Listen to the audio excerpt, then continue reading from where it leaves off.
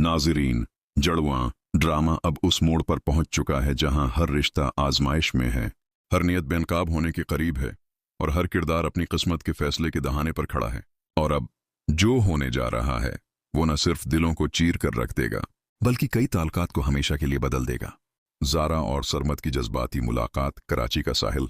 सरमत ज़ारा के सामने खड़ा है, उसकी आंखों में उल्तजा है, लहजा नर्म मगर भरा हुआ दुख से।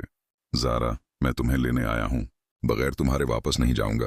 वो खामोशी से ज़ारा के चेहरे को देखता है, जैसे हर दर्द, हर सवाल उसकी आंखों से पढ़ने की कोशिश कर रहा हो। ज़ारा उसकी आंखों से नजरें चराते हुए आहिस्ता कहती है, सरमत, जब तक मैं सब कुछ ठीक नहीं कर लेती तुम्हारे साथ वापस नहीं जा सकती। सरमत की आवाज में हल्की सी कपकपाहट है।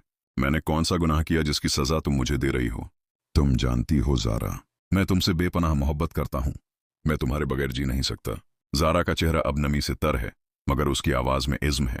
सरमत, मैं तुम्हारी मोहब्बत को कमजोर नहीं समझती, लेकिन मैं अब उस मकाम पर खड़ी हूं जहां एक गलत फैसला सब कुछ खत्म कर सकता है। मैं अपनी मंजिल के बहुत करीब हूं और अगर आज पीछे हट गई तो हमेशा के लिए हार जाऊंगी। सरमत के चेहरे पर अब तजब्जब के साथ शक अभर आता है।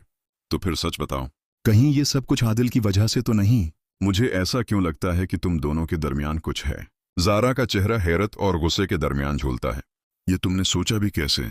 मैं तुमसे मोहब्बत करती हूँ, सिर्फ तुमसे। आदिल एक अच्छा दोस्त है, बस मुझे वक्त दो सरमत, मैं वादा करती हूँ सब कुछ ठीक कर दूंगी। लेकिन सरमत अब बेबस हो चुका है, उसके सब्र का पैमाना लबरीज हो चुका है।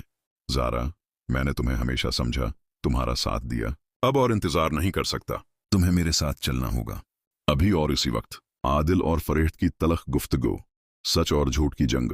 इधर आदिल अपनी माँ फराहत के सामने खड़ा है, चेहरे पर गुस्सा और दिल में धोखा लिए। माँ, आखिर आप सच क्यों नहीं बताते?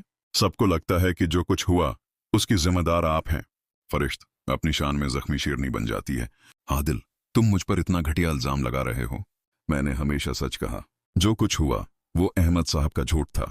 आदिल की आंखों में अब भी शक बाकी है। तो फिर आपने ये सब मामों के सामने क्यों नहीं कहा? क्या आप डरती हैं या कुछ छिपा रही हैं? फरेहत की आवाज अब कमजोर हो चुकी है। मैं डरती नहीं, लेकिन जो कुछ हुआ उसने मुझे अंदर से तोड़ दिया। अब मुझे शाजिया की वापसी का खौफ है, कहीं वो कोई ऐसा फैसला ना ले आए जिससे सब कुछ बिखर जाए। रक्षी और ज़ारा की टक्कर, दो औरतों का आमने सामने। रक्षी तेज कदमों से चलती हुई ज़ारा के पास आती है, चेहरे पर तेज और दिल में जहर लिए। अपने काम से काम रखो ज़ारा, अगर अब तुमने कोई भी हरकत की तो मैं तुम्हारा मुना तोड़ दूंगी।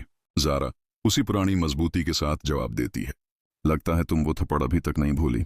अगर दोबारा आई हो तो सुन लो, मेरी जिंदगी में दखल अंदाजी की तो इस बार सिर्फ थप्पड़ नहीं, जवाब और भी सख्त होगा।